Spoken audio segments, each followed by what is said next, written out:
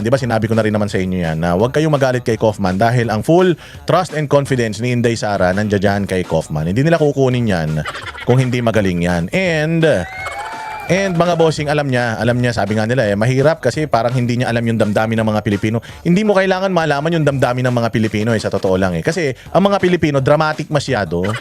Masyadong dramatic yung mga Pilipino. Ngayon ito si Kaufman, parang marami nagsasabi sa kanya noon na hindi mo kasi alam yung sentimiento, hindi mo alam kung paano atakihin, hindi mo alam si Pangulong Duterte and so on and so forth. Lagi po ninyong tatandaan na ang mga huwes sa ICC hindi man mga Pilipino. Yung mga huwes sa ICC, mga bossing, mga foreigner yan. Iba-iba ang mga lahi niyan. Merong mga ulikba, merong mga Pranses na mga mababaho ang kilikili. Matitigas ang buhok. At may mga dyan, yung mga iba-ibang lahi yan, mga bossing. Merong Japanese, merong kung saan-saan nakatira.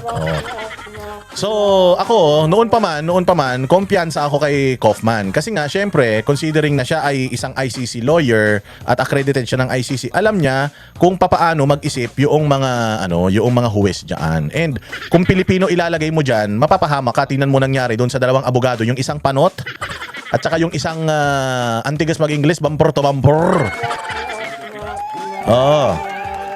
Tingnan nyo nangyari sa kanila, anong ginawa nila dyan sa hearing. Puro paawa. Mantakin mo, sinabi ba naman nila na ang kawawa naman ng mga biktima, nagkaroon sila epilepsy. Pukin ang ina niyan. Paano naman nangyari na si Pangulong Duterte ang may kagagawa ng kanilang mga epilepsy? Gago.